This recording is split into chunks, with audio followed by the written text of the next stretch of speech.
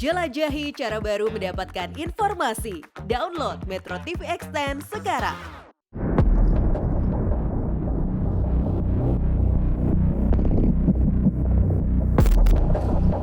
Rocky Gerung dipastikan tidak akan hadir pada persidangan gugatan perdata David Tobing kepada Rocky hari ini. Rocky Gerung sendiri tidak pernah diperiksa terkait hal ini, bahkan tidak mendapat undangan di persidangan hari ini dari Pengadilan Negeri Jakarta Selatan. Hingga hari ini Rocky masih konsisten dengan dasar ucapannya bahwa ucapannya itu mengkritik pejabat publik dengan segala produk kebijakannya, bukan ranah pribadi. Pak Jokowi baper juga akhirnya kan dia menyimpan dendam sebetulnya tuh. Karena ini pidato kenegaraan, ngapain hal-hal yang begitu mesti diucapin. Jadi bicara tentang visi tuh. Jadi kelihatannya psikologi Pak Jokowi terganggu dan itu yang memungkinkan apa yang dia sebut sebagai ini soal kecil jadi soal besar justru karena diucapkan di depan publik yang lebih luas tuh. Sementara Presiden Joko Widodo sebenarnya sempat curhat dan menyatakan tidak masalah menjadi bahan ejekan. Hal ini disampaikan Joko Widodo saat menyampaikan pidato kenegaraan Presiden di MPR pada 16 Agustus lalu. Pemirsa, sidang perdana gugatan perdata yang dilayangkan oleh advokat bernama David Tobing terhadap Rocky Gerung digelar hari ini di Pengadilan Negeri Jakarta Selatan. Gugatan ini terkait dengan ucapan Rocky di media sosial. Namun Rocky Gerung justru tidak menerima undangan sidang hari ini. Saat ini kita sudah tersambung bersama dengan pengamat politik Rocky Gerung. Selamat siang, Bang Rocky. Ya, siang. Iya, Bang Rocky, betulkah alasan Anda tidak hadir di persidangan hari ini karena tidak mendapatkan undangan sidang di PN Jaksel? Atau Anda punya alasan lain, Bang Rocky? Ya, betul. Tidak mendapat undangan saja alasannya? Ya memang saya tidak ada undangan di saya. Kalau Anda mendapatkan undangan sidang, Anda akan hadir ke PN Jaksel? Pasti. Akan hadir ya? Pasti. Ya, baik. ya. Baik, Bang Rocky, tapi Anda sempat menyatakan bahwa gugatan perdata David Tobing ini absurd. Apa maksudnya absurd, Bang Rocky? Itu bisa lihat di Google sebetulnya, tetapi absurd artinya. Baik.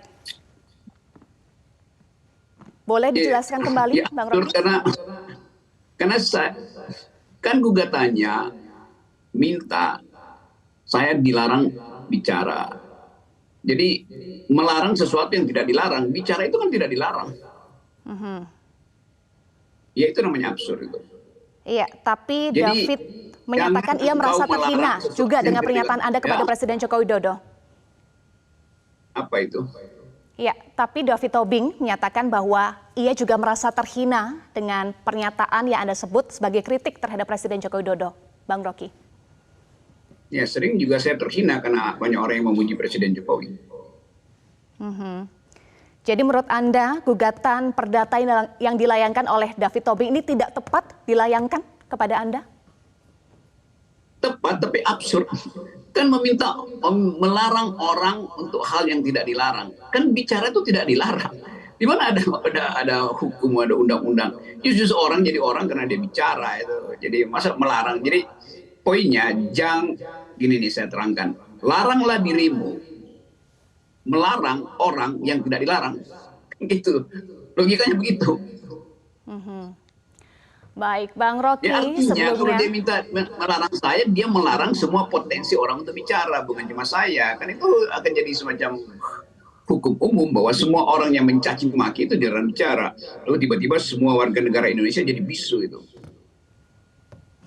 Baik, Bang Rocky, dalam wawancara sebelumnya antara Metro TV dengan Anda, Bang Rocky sampaikan ya bahwa pejabat publik layak dikritik bahkan dicaci maki. Namun hari ini salah satu orang yang mengaku pendukung pejabat publik tersebut menggugat Anda di persidangan sidang perdata. Pendapat Anda bagaimana? Ya dia gugat sesuatu yang absurd. Kan saya terangkan di situ bahwa begitu ada proposal publik dalam bentuk kebijakan, dalam bentuk program yang disodorkan ke publik, maka cuma dua kemungkinan, dipuji atau dicaci. Banyak yang memilih memuji, yang nggak ada soal. Saya memilih mencaci, ya nggak boleh dipersoalin dong. Kan nggak mungkin satu kebijakan publik diajukan hanya untuk dipuji, justru dimaksudkan untuk diuji. Nah ujian itu menghasilkan poin pujian atau poin cacian. Sama aja itu. Jadi apa poinnya di situ?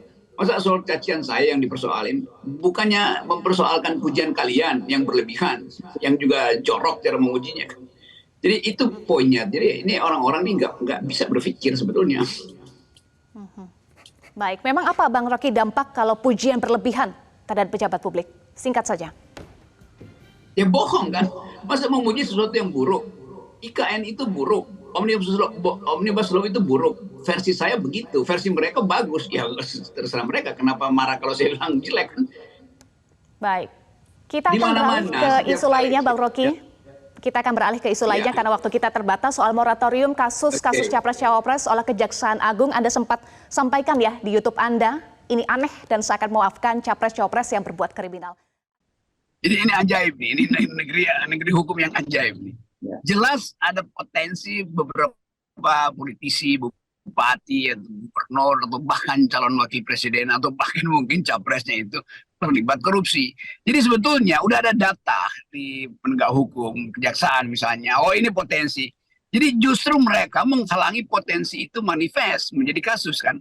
Jadi intinya tunda atau lepaskan dulu potensi kriminal demi tahun politik. Itu. Iya, Bang Rocky, jadi apa saja dampak moratorium kasus Capres-Cawapres oleh Kejagung yang ini berbeda sikap nih Kejagung dengan KPK, Bang Rocky? Ya, kelihatannya Kejaksaan Agung memberi peluang atau menyuruh calon koruptor untuk menyempurnakan korupsinya mumpung lagi nyapres atau lagi nyalek atau lagi menjadi gubernur. Jadi sebetulnya ini kan peluang bagi para potensial pelaku korupsi untuk merapikan hasil korupsinya atau menyempurnakan rencana korupsinya. Karena CCTV hukum dimatikan selama periode pemilu. Kan itu pesannya begitu kan. Apakah Anda juga menduga ini adalah cara pihak-pihak yang ingin sejak awal memilah-milih kasus kriminal Capres-Cawapres? Ya pasti semua pikiran buruk akhirnya tumbuh di situ. Bahwa ini adalah favoritisme yang menunjukkan bahwa mereka yang punya potensi kena sprindik sebaiknya jangan dikeluarin dulu sprindiknya, tunggu selesai pemilu. Kalau selesai pemilu dia udah punya kekuasaan, maka dia bisa memanfaatkan kekuasaannya untuk menghalangi proses hukum justru kan. Jadi terbalik-balik cara berpikir kejaksaan itu. Harusnya tidak boleh ada penundaan hanya demi alasan politik. Kan itu artinya main-main tuh. Nanti begitu terjadi perubahan politik, lalu orang bingung tuh yang mana sebetulnya yang tadinya kasus, yang mana yang ditunda, yang mana yang sebetulnya harusnya ditangkap, kan nggak jelas lagi. Dan biasanya begitu. Setelah selesai pemilu, negosiasi politik berlangsung, maka kasus-kasus korupsi juga ditenggelamkan. Baik. Terima kasih pengamat politik Rocky Gerung sudah bergabung bersama kami di Metro Siang.